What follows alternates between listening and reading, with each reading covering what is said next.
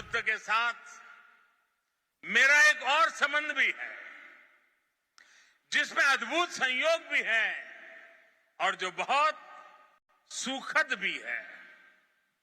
जिस स्थान पर मेरा जन्म हुआ, गुजरात का वडनगर, वहां सदियों पहले बौद्ध शिक्षा का बहुत बड़ा केंद्र था।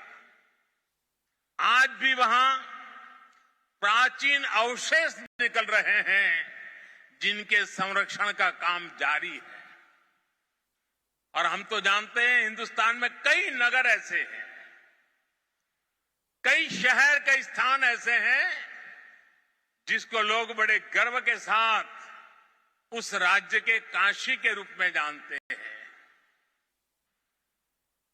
भारत की विशेषता रही है और इसलिए काशी के समीप सारनाथ में मेरी आत्मीयता आप भी जानते हैं।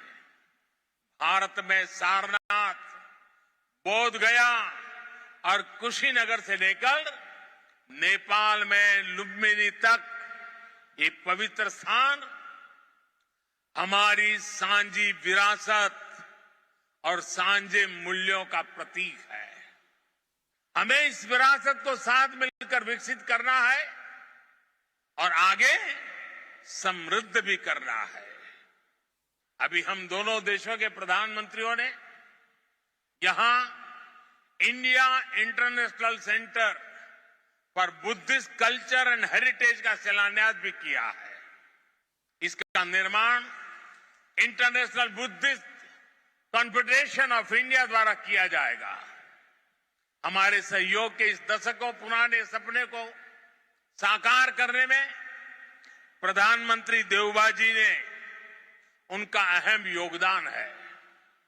लुम्बिनी डेवलपमेंट ट्रस्ट के अध्यक्ष के रूप में उन्होंने इंटरनेशनल बुद्धिस्ट कॉन्फेडरेशन को इसके लिए जमीन देने का निर्णय लिया था और अब इस प्रोजेक्ट को पूरा करने में भी उनकी ओर से पूरा सहयोग किया जा रहा है।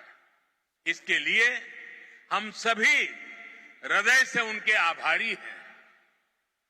मुझे खुशी है कि नेपाल सरकार बुद्ध सर्किट और लुम्बिनी के विकास के सभी प्रयासों को सहयोग दे रही है, विकास की सभी संभावनाओं को भी साकार कर रही है।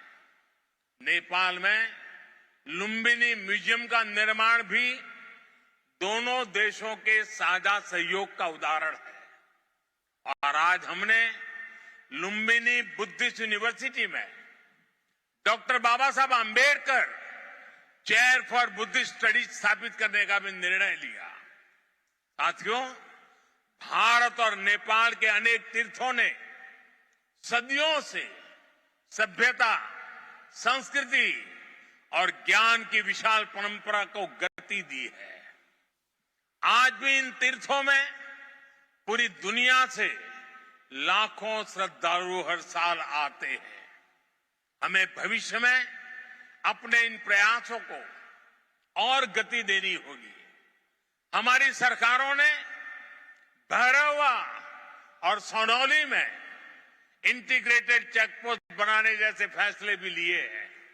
इसका काम भी शुरू हो गया है। ये पोस्ट बनने के बाद बॉर्डर पर लोगों के आवागमन के लिए सुविधा बढ़ेगी। भारत आने वाले इंटरनेशनल टूरिस्ट ज्यादा आसानी से नेपाल आ सकेंगे।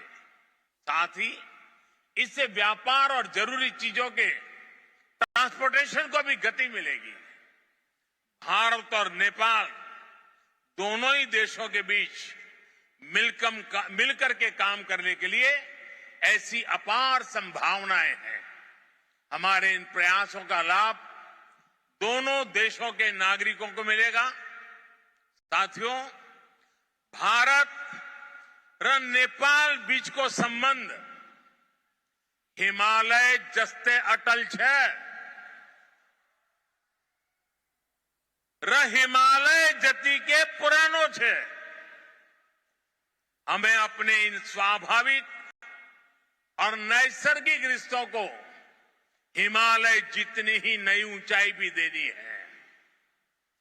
खान पान, गीत संगीत, पर्व त्योहार और रीति रिवाजों से लेकर पारिवारिक संबंधों तक जिन रिश्तों को हमने हजारों सालों तक जिया है, हम उन्हें साइंस, टेक्नोलॉजी और इंफ्रास्ट्रक्चर जैसे नए क्षेत्रों से भी जोड़ना है। मुझे संतोष है कि इस दिशा में भारत नेपाल के साथ कंधे से कंधा मिलाकर काम कर रहा है।